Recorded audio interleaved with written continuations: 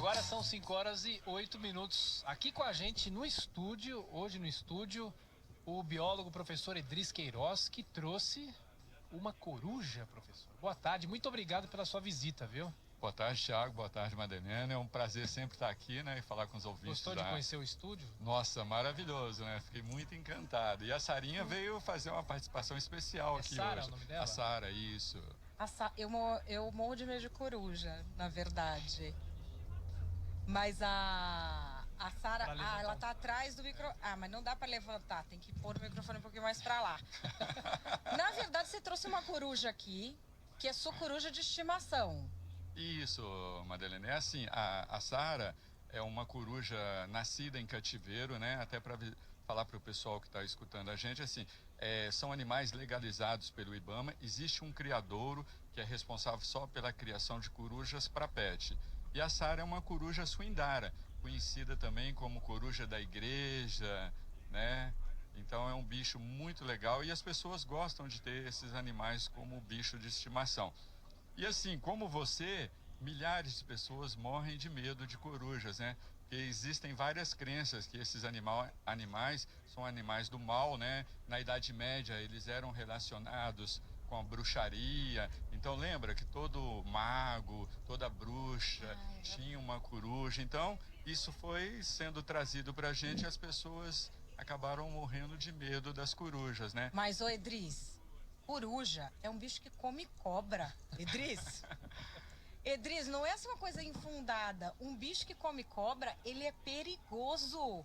Então, Madalena, isso é uma outra superstição que as pessoas têm, né? Realmente, esses animais, eles se alimentam de várias outras espécies de bichos, inclusive as serpentes, né, as cobras, estão na dieta desses animais, mas eles são muito importantes. Imagina se nós não tivéssemos as corujas, quem ia fazer o controle das serpentes, né? Então elas atuam bastante nesse papel, mas elas não comem só serpentes, elas se alimentam de roedores também. Só para a gente ter uma ideia, a nossa coruja aí, a Tito, né, que é conhecida como Tito furcata ou Tito alba, um casal de corujas dessas come em média 6, 7 roedores por dia. Num ano, elas chegam a predar 7 a 8 roedores por dia.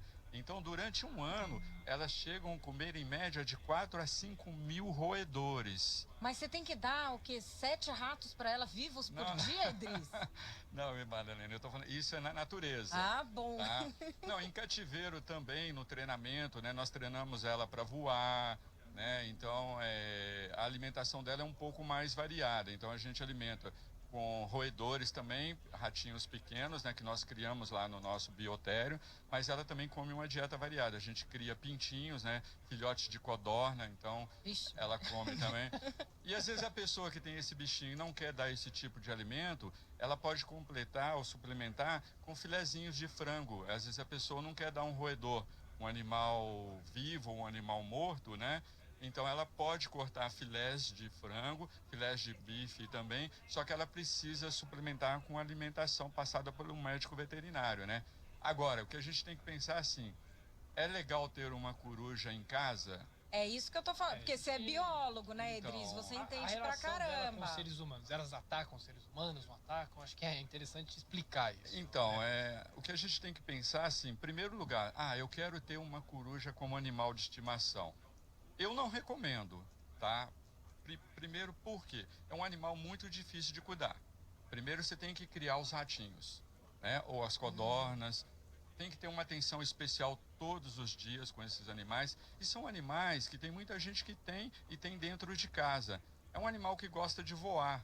Então não dá para ficar dentro de casa. Mas tem gente que cria dentro de apartamentos. Aí o que que a pessoa faz? Ela sai todo dia com o animal, vai até uma praça e exercita o animal, ou seja, faz ele fazer um voo, né? Solta o bicho? Mas ele vai, no primeiro momento, ele tá com uma guia, né? Igual essa que tá prendendo a perninha dela aí. Então, as pessoas tem toda uma técnica, né? Ela precisa estudar bastante da biologia. São animais muito sensíveis, uma alteração na comida pode matar o animal, né? Mas não teve uma época que foi modinha ter, assim, um monte de bicho exótico? Começou com a história do ferret. Aí depois veio um pessoal que queria ter em casa cobra, não foi tendo? Iguana. já vi vigilância sanitária, guarda civil falando que tem gente soltando essas cobras, essas pitons Isso. Porque não é fácil criar um bicho desse. Não, não é, Madalena. A pessoa às vezes quer ter um animal de estimação selvagem, né? E por simples modismo, ou às vezes até por ego, né? Então as pessoas acham que assim, eu tenho um animal exótico, silvestre, diferente, nossa, eu estou me destacando das outras pessoas. E aí as pessoas acabam comprando esses bichos por impulso, né? Elas não estudam a biologia, não pensam que o animal, quando ele é filhote, ele é lindo. E depois ele acaba crescendo muito, que é o caso das pitons, que há muitos anos atrás foi liberada pelo IBAMA a importação desses animais. Era um animal que, quando pequeno, ele tinha 30, 40 centímetros, depois de adulto chega a quase 4, 5 metros de tamanho. Então as pessoas acabam soltando. E isso não aconteceu só no Brasil. Lá fora, nos Estados Unidos, a gente está com um problema sério com as pitons, que elas são trazidas da Índia, né? Da Birmânia, tudo, e acabaram se tornando pragas urbanas lá, porque as pessoas não conseguiam cuidar e soltavam o animal. Eles não tinham predadores, né? E aí acabaram dominando a região ali da Flórida, dos Everglades, tudo. Então está um problema seríssimo lá. As pessoas são autorizadas a caçar esses animais e matar para tentar diminuir a população de pitons lá. Como biólogo, você acredita que o IBAMA deveria ser mais rígido com esse tipo de animal? Até que ponto vai aquele limite de você poder ter um bicho como uma coruja dessa em casa, num apartamento de 40 metros quadrados? Assim, a minha posição em relação a ter ou não um animal silvestre, tem dois lados que eu gosto de colocar. Primeiro, assim, a gente tem que pensar, as pessoas, infelizmente, gostam de ter animais silvestres como bicho de estimação. Isso já ocorre desde quando o Brasil foi descoberto. Claro. Os portugueses chegaram aqui e já começaram a levar nossos bichos todos lá para fora. O que acontece é que o IBAMA, ele não decide se ele libera ou não a comercialização dos bichos, principalmente os exóticos que podem ser trazidos de fora. E o que está acontecendo? O tráfico. Hoje existe o maior tráfico de animais exóticos silvestres do mundo aqui no Brasil. Milhares de espécies de animais silvestres exóticos são introduzidos no Brasil porque as pessoas querem ter o bicho, não conseguem porque o IBAMA não libera essa importação.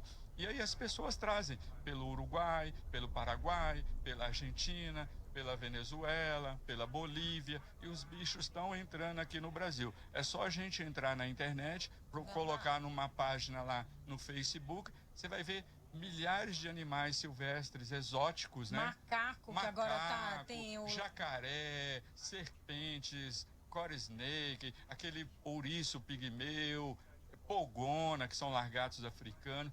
Tudo que se pensar se compra, infelizmente, na internet. Aí que mora o perigo, porque se não existe um controle do IBAMA de quem está de posse desses animais, imagina se as pessoas, depois que enjoarem, começarem a soltar esses bichos na natureza. Eles não têm predadores aqui no nosso meio ambiente, né? Esses animais podem vir a se tornar pragas. O Edrice, também eu acho que tem uma coisa, que as pessoas têm uma ilusão de que a relação com um bicho como uma coruja, um bicho selvagem, um macaco selvagem, vai ser a mesma relação que a gente tem com animais que foram domesticados há milênios pelo homem, como o cachorro, o gato. É verdade. E não é, cara. Assim, mesmo quando a pessoa é muito boa, é uma relação diferente. Tem alguma coisa biológica nisso? Do tempo de domesticação? Tem sim. Assim, a gente tem que pensar que cachorro, gato, boi, cavalo, né? Esses animais já vêm sendo criados ao lado do homem há milhares de anos, né? É diferente de um animal silvestre que está sendo tirado agora da natureza. Alguns bichos que são mais comuns, como as aves, são animais mais fáceis de se domesticar. Agora, outros animais, como serpentes, lagartos, aranhas, né? Esses outros bichos, eles acabam não tendo aquele modo de domesticar. Não existe. Esses animais são muito imprevisíveis. Não tem como você domesticar uma serpente. O que você pode fazer é manuseá-la constantemente e ela ficar mais dócil. Mas a determinado momento é um animal selvagem que pode te atacar, te dar uma mordida, te dar um bote e provocar um acidente, né? O pior não é isso, Madeleine. Não só esse tipo de animais, às vezes as pessoas também pegam animais perigosos, tem animais peçonhentos, né, que são proibidos pelo IBAMA, e as pessoas acabam tendo esses animais também como bicho de estimação, no caso de corais, jararacas, cascavéis. Então as pessoas querem ter tudo, porque acham que aquilo vai dar um status para ela. Infelizmente, isso tem acontecido cada dia mais aqui no nosso país. Bom, agora você, além de ter a coruja em casa, você arrumou um negócio lá de tubarão?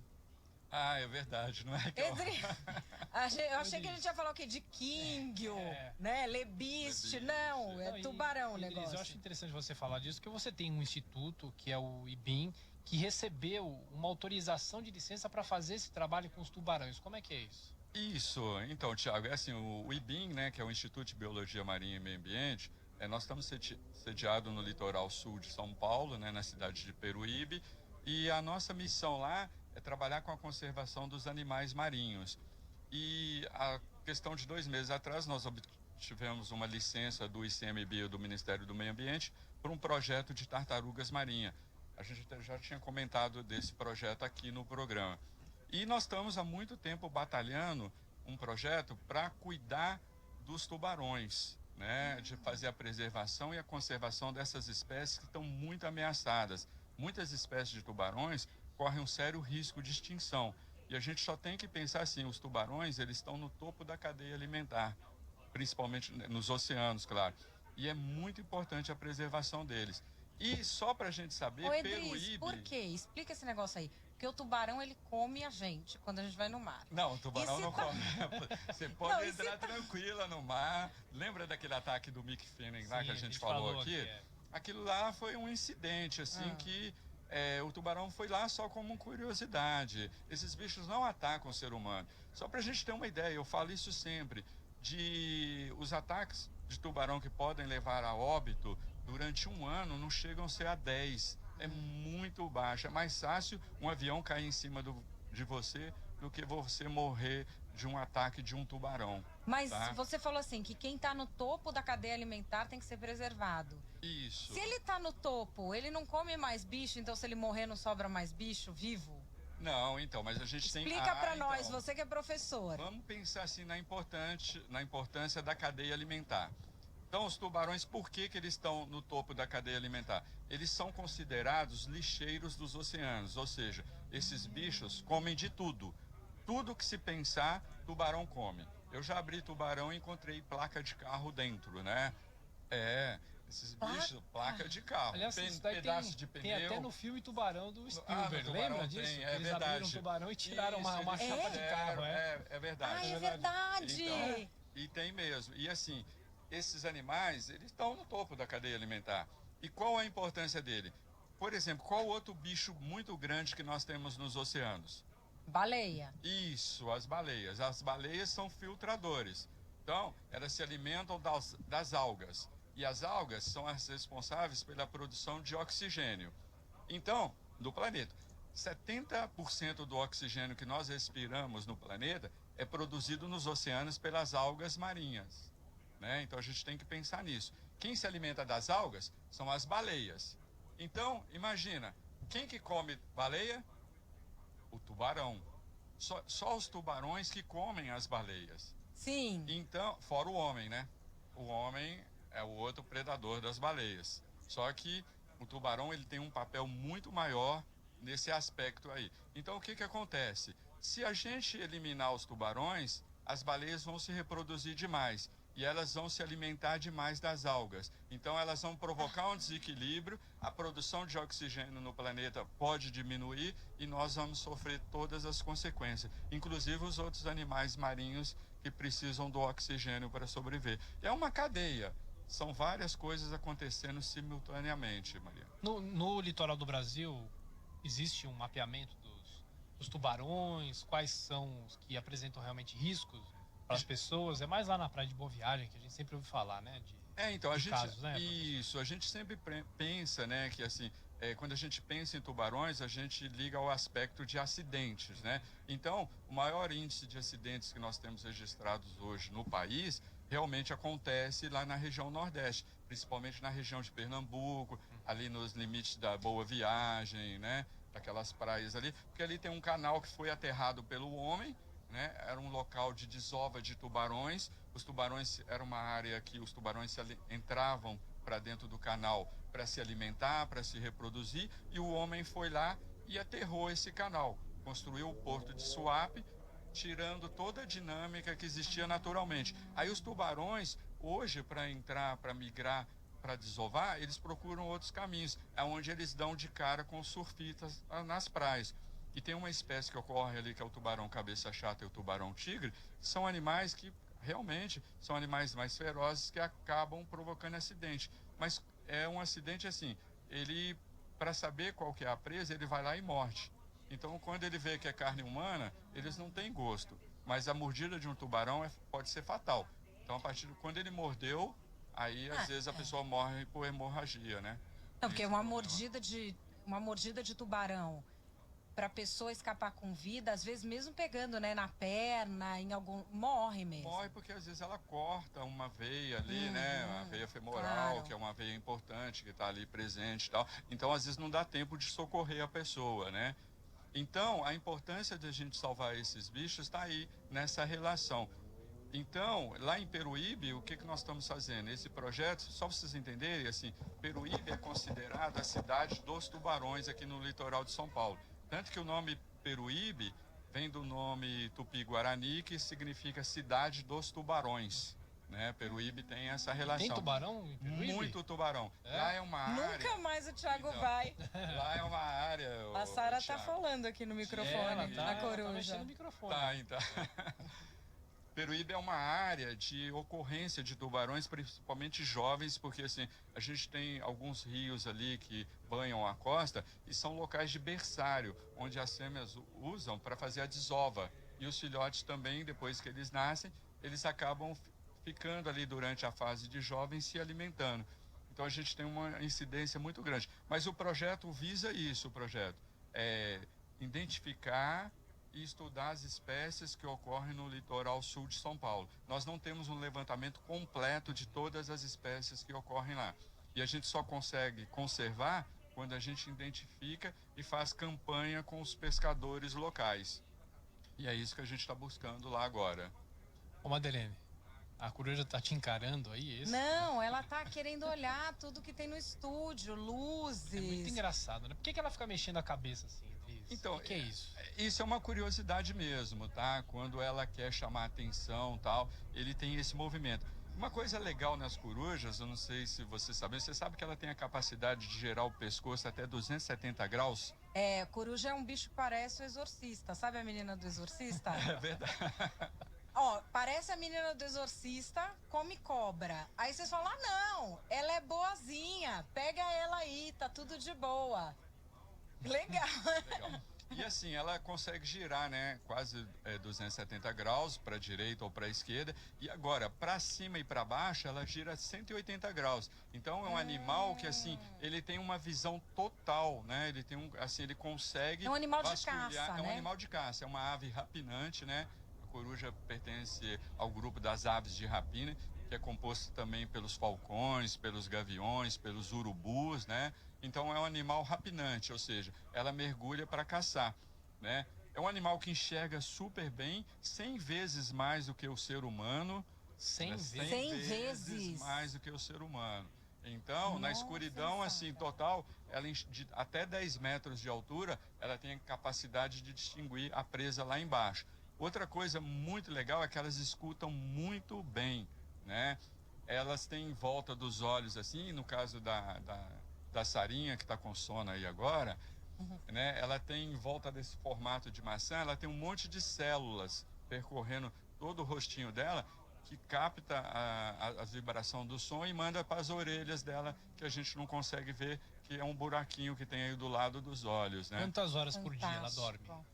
Então, esse Quais animal... os horários? Então, depende de como que você quer ter o animal. Sei. A Sarinha, ela dorme a hora que a gente quer, né? Então, se nós temos lá no Instituto algum curso de educação ambiental, alguma visita de alguma escola, tudo, aí ela fica acordada durante o dia. Mas, geralmente, eu deixo ela dormir de dia e à noite ela realiza as atividades dela. Então, por volta de umas 6 horas, eu levo ela para voar, né, ali no crepúsculo, então a gente tem um local lá, ela fica amarrada numa linha e aí ela faz os voos dela. Ela está sendo ainda treinada para isso, né?